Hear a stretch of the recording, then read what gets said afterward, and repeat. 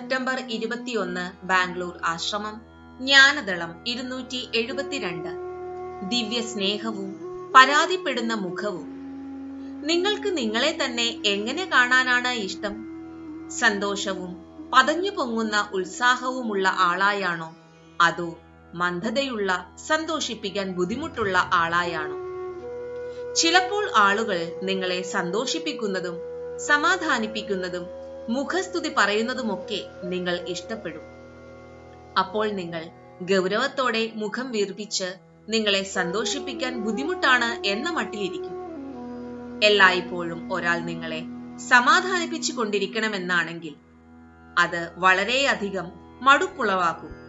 മുഖം വീർപ്പിക്കുകയും എപ്പോഴും മുഖസ്തുതിയും സമാധാനിപ്പിക്കലും വേണമെന്ന് ആഗ്രഹിക്കുകയും ചെയ്യുന്നവരുടെ അടുത്തുനിന്ന് ആളുകൾ ഓടിപ്പോവും.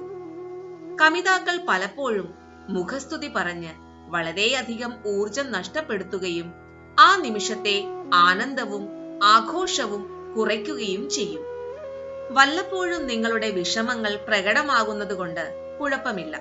എന്നാൽ തുടർച്ചയായി അങ്ങനെ ചെയ്തു കഴിഞ്ഞാൽ അത് നിങ്ങൾക്കും ചുറ്റുമുള്ളവർക്കും ബുദ്ധിമുട്ടുണ്ടാക്കും.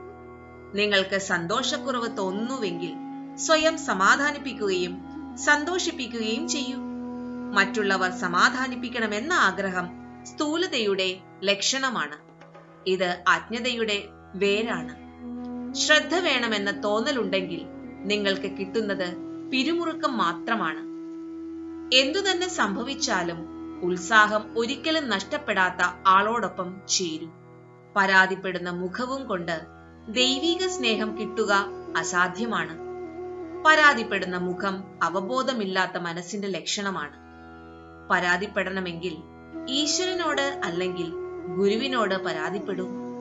കാരണം രണ്ടുപേരും ചെവികൾ പൊത്തിയാണ് ഇരിക്കുക. ജയ് ഗുരുദേവ്.